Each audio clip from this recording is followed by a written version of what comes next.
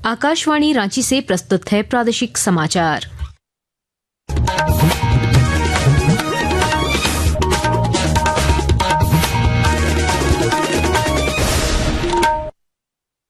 नमस्कार, प्रादेशिक समाचारों के साथ मैं कामिनी। पहले मुख्य समाचार। केंद्रीय रक्षा राज्य मंत्री संजय सेठ लीमा 2025 मलेशिया में भारतीय प्रतिनिधिमंडल का करेंगे नेतृत्व। अंतर्राष्ट्रीय प्रदर्शनी में भारत के रक्षा उपकरण और तकनीकी क्षमताएं होंगी प्रदर्शित। रांची में किशोर न्याय अधिनियम पर राष्ट्रीय परामर्श बैठक हुई आयोजित। केंद्रीय मंत्री अन्नपूर्णा देवी ने कहा, किशोरों को न्याय, संरक्षण और सम्मान देने से ही होगा सशक्त समाज का निर्माण। भारतीय मजदूर संघ के 70 वर्ष पूर्ण होने पर रांची में महिला सम्मेलन आयोजित। राज्यसभा सांसद प्रदीप वर्मा ने कहा, विकसित भारत के लक्ष्य में महिलाओं की भागीदारी जरूरी। एनटीपीसी पकरी बरवाडी प्रोजेक्ट ने टस्कर अवार्ड्स में जीते 3 पुरस्कार। सामाजिक प्रभाव, ग्रामीण खेल और शिक्षा क्षेत्र में उत्कृष्ट कार्य के लिए मिला सम्मान।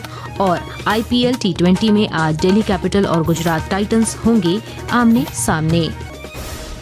और अब समाचार विस्तार से। केंद्रीय रक्षा राज्य मंत्री संजय सेठ 5 दिवसीय लंकावी अंतर्राष्ट्रीय समुद्री एवं अंतरिक्ष प्रदर्शनी लीमा 2025 में भारतीय प्रतिनिधिमंडल का नेतृत्व करेंगे। 20 से 24 मई 2025 तक मलेशिया में आयोजित होने वाली इस प्रदर्शनी में भारतीय मंडप की स्थापना की जाएगी, जिसका उद्घाटन स्वयं रक्षा राज्य मंत्री करेंगे।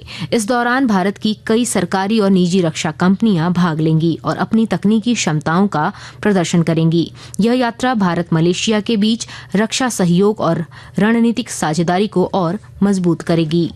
केंद्रीय महिला एवं बाल विकास मंत्री अन्नपूर्णा देवी की अध्यक्षता में किशोर न्याय अधिनियम पर 1 दिवसीय राष्ट्रीय परामर्श बैठक का आयोजन किया गया। रांची के न्यायिक अकादमी में आयोजित इस कार्यक्रम में मंत्री ने कहा कि किशोरों को न्याय, संरक्षण और सम्मान देने से ही एक सशक्त समाज की नींव रखी जाती है। बैठक में झारखंड हाई कोर्ट की न्यायाधीश अनुभा रावत चौधरी सहित बाल किशोर न्याय बोर्ड, बाल कल्याण समिति के सदस्यों, विशेष किशोर पुलिस इकाई के अधिकारी गण, जिला बाल संरक्षण इकाई के पदाधिकारी सहित अनेक हितधारकों की उपस्थिति रही। मौके पर किशोर न्याय प्रणाली को अधिक प्रभावी और संवेदनशील बनाने पर संवाद किया गया।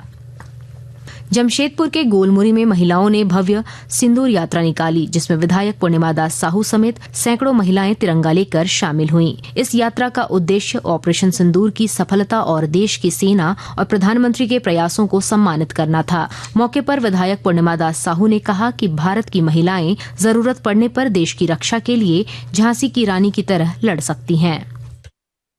हमारे जो वीर जवान हैं, उनके मस्तक पर तिलक लगे, वो अमर रहे और इसी तरह जवान हमारे देश की रक्षा करती रहे। अगर हमारे देश के जवानों को, हमारे प्रधानमंत्री नरेंद्र मोदी जी को लगता है कि हम महिलाओं में अगर वो माँ लक्ष्मीबाई, माँ दुर्गावती देखते हैं, तो हमें भी ये मौका दिया जाए कि आने वाले समय में हम भारतीय नारी जितनी भी यहाँ सिंदूर के सम्मान पे जो यात्रा निकाल रही हैं, ये हम सरहद पर भी रहेंगे। प्रदेश भारतीय मजदूर संघ ने रांची में आज महिला सम्मेलन का आयोजन किया, जो संगठन की स्थापना के 70 वर्ष पूरे होने के उपलक्ष्य में आयोजित कार्यक्रमों की श्रृंखला का एक हिस्सा है। CMPDI में आयोजित इस सम्मेलन में राज्यसभा सांसद प्रदीप वर्मा ने महिलाओं की राष्ट्र निर्माण में अहम भूमिका को रेखांकित किया। उन्होंने कहा कि प्रधानमंत्री नरेंद्र मोदी के विकसित भारत के सपने में महिलाओं की सहभागिता बेहद जरूरी है। मातृशक्ति के संगठन से किस प्रकार से एक राष्ट्रवादी ताकत का निर्माण, एक राष्ट्रवादी विचार का प्रवाह समाज में हो, ऐसा एक उद्देश्य लेकर भारतीय मजदूर संघ ने ये महिला सम्मेलन आयोजित किया है। भारत को 2047 तक विकसित राष्ट्र बनाने का जो सपना देश के यशस्वी प्रधानमंत्री नरेंद्र भाई मोदी ने देखा है, उसमें अपनी भूमिका निभा सके, ऐसा एक भाव लेकर के महिलाएं आज यहाँ उपस्थित हुई।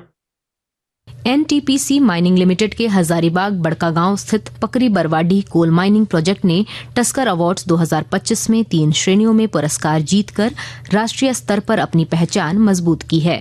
परियोजना को सामाजिक प्रभाव, फिल्म और ग्रामीण खेल आउटरीच श्रेणियों में स्वर्ण पुरस्कार और शैक्षणिक उत्कृष्टता के लिए रजत पुरस्कार मिला। इन पुरस्कारों के जरिए परियोजना द्वारा समुदाय, शिक्षा और खेल क्षेत्र में किए गए प्रयासों को सराहा गया।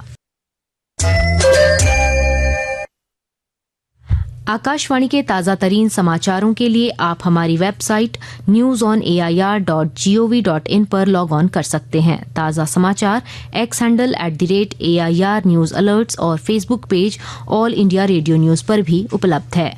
आप प्रादेशिक समाचार एकांश के X handle @AIR news _Ranchi और Facebook page Akashvani news Ranchi, Instagram page तथा YouTube channel AIR news Ranchi पर भी हमारे बुलेटिन सुन सकते हैं। प्रादेशिक समाचार आप आकाशवाणी रांची से सुन रहे हैं। गुमला जिले के 43वें स्थापना दिवस पर आयोजित कार्यक्रम में पूर्व उपायुक्त गौरीशंकर मिंज और पूर्व पुलिस अधीक्षक उपेंद्र कुमार मुख्य अतिथि के रूप में शामिल हुए। मौके पर अतिथियों सहित पूर्व खिलाड़ियों, कर्मियों और पत्रकारों ने जिला से जुड़ी यादों को साझा किया। मौके पर पूर्व उपायुक्त गौरीशंकर मिंज ने कहा कि गुमला ने विकास के कई नए मुकाम तय किए हैं और आने वाले वर्षों में यह जिला और आगे बढ़ेगा। जमशेदपुर के हाता चौक पेट्रोल पंप लूटकांड का पुलिस ने खुलासा करते हुए अंतर्राज्यीय लूट गिरोह के सरगना जल्ला फिरोज को गिरफ्तार कर लिया है। आरोपी के पास से देसी पिस्तौल और 2 जिंदा कारतूस बरामद हुए हैं। SSP किशोर कौशल ने प्रेस वार्ता में बताया कि आरोपी पर झारखंड, छत्तीसगढ़ और ओडिशा में लूट के 8 मामले दर्ज हैं। कपाली क्षेत्र के रहने वाले एक कुख्यात अपराधकर्मी, उसके साथियों की भूमिका सामने आई, जिसको लेकर लगातार छापामारी की गई और अंततः गिरफ्तारी सुनिश्चित की गई है, जिसके पास से एक देसी कट्टा और 2 गोलियां भी बरामद हुई हैं और उसका एक अन्य सहयोगी वो उड़ीसा पुलिस के द्वारा पकड़ा गया है, जिसे हम रिमांड पे लेंगे। तीसरा अपराधकर्मी अभी फरार चल रहा है, जिसको लेकर छापामारी की जा रही है और उम्मीद है कि जल्दी वो भी गिरफ्त में होगा। बोकारो के नक्सल प्रभावित नावाडी थाना क्षेत्र में हुए हत्याकांड का पुलिस ने 48 घंटे के अंदर खुलासा कर दिया है। हजारीबाग के सुरॉय गांव निवासी हेमलाल पंडित की हत्या के मामले में पुलिस अधीक्षक मनोज स्वर्गियारी के नेतृत्व में चंपा देवी, उसके मित्र प्रकाश सिंह और 2 शूटर डोमन को गिरफ्तार किया गया है। पुलिस ने आरोपियों के पास से एक देसी पिस्तौल, एक देसी कट्टा और 6 जिंदा कारतूस भी बरामद किए हैं। गिरिडीह में उपायुक्त नमन प्रियेश लकड़ा ने खाद्य आपूर्ति विभाग की योजनाओं की समीक्षा कर कई निर्देश दिए और जानकारी दे रहे हैं हमारे संवाददाता।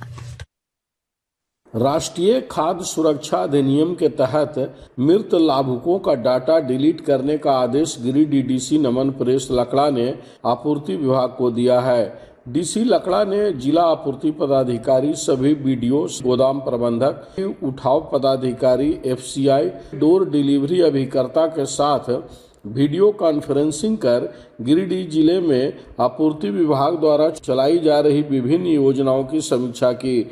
DC ने राष्ट्रीय खाद्य सुरक्षा अधिनियम के तहत जून, जुलाई एवं अगस्त माह का खाद्यान्न का अग्रिम उठाव वितरण पर कई दिशा निर्देश दिए। रमेश प्रभाकर, आकाशवाणी समाचार, गिरिडीह।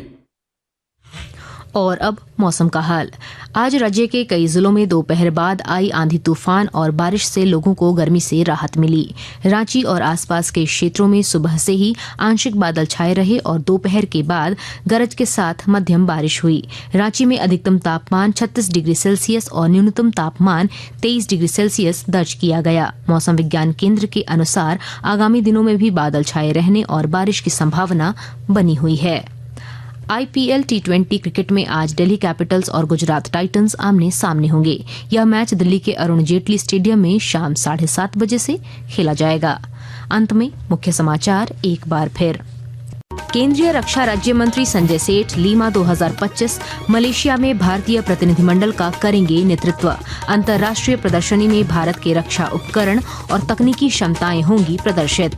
रांची में किशोर न्याय अधिनियम पर राष्ट्रीय परामर्श बैठक हुई आयोजित। केंद्रीय मंत्री अन्नपूर्णा देवी ने कहा, किशोरों को न्याय, संरक्षण और सम्मान देने से ही होगा सशक्त समाज का निर्माण। भारतीय मजदूर संघ के 70 वर्ष पूर्ण होने पर रांची में महिला सम्मेलन आयोजित। राज्यसभा सांसद प्रदीप वर्मा ने कहा, विकसित भारत के लक्ष्य में महिलाओं की भागीदारी जरूरी। NTPC पकरी बरवाडी प्रोजेक्ट ने टस्कर अवार्ड्स में जीते 3 पुरस्कार। सामाजिक प्रभाव, ग्रामीण खेल और शिक्षा क्षेत्र में उत्कृष्ट कार्य के लिए मिला सम्मान। और IPL T20 में आज दिल्ली कैपिटल और गुजरात टाइटंस होंगे आमने सामने। इसके साथ ही आकाशवाणी रांची से प्रादेशिक समाचार का ये बुलेटिन समाप्त हुआ। अगला प्रादेशिक समाचार बुलेटिन कल सुबह 8:30 बजे प्रसारित किया जाएगा। नमस्कार।